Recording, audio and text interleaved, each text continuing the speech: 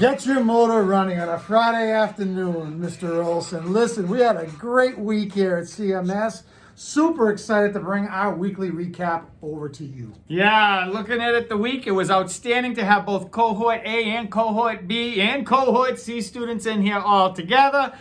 We also had a chance to touch base with a couple of the remote classes.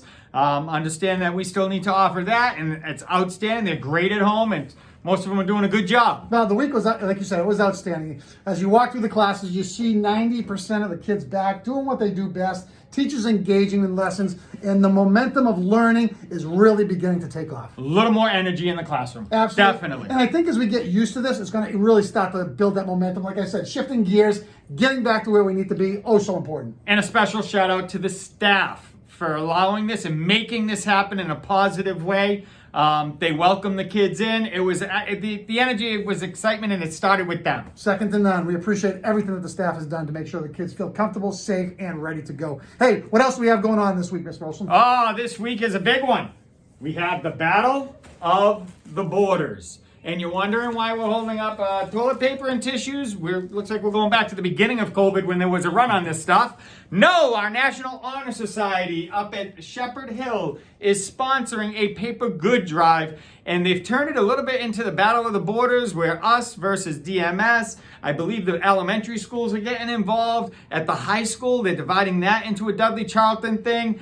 So if you feel inclined to, and you happen to be at the store this weekend, pick up just one paper towel packet, one tissue, bring it in. Let's show the communities how much we care, and these are all going to a good cause. They're not going to be for our own personal use here. These are going out to a good cause. Well, you've taken that one and run. You told the parents everything, Mr. Olson. Again, any way you can help out to make our community a little tighter and a little better, we greatly appreciate it. We've got our NJHS getting involved as well.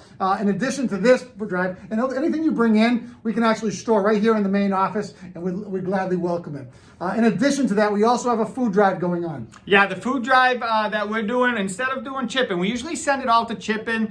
We are sending a little bit of this one to the St. John's Food Pantry in Worcester, who we know is a great need in the inner city. I'll be honest, I grew up in Worcester. The St. John's Food Pantry is near and dear to my heart. I know my family donates to it quite a bit. It's a good cause.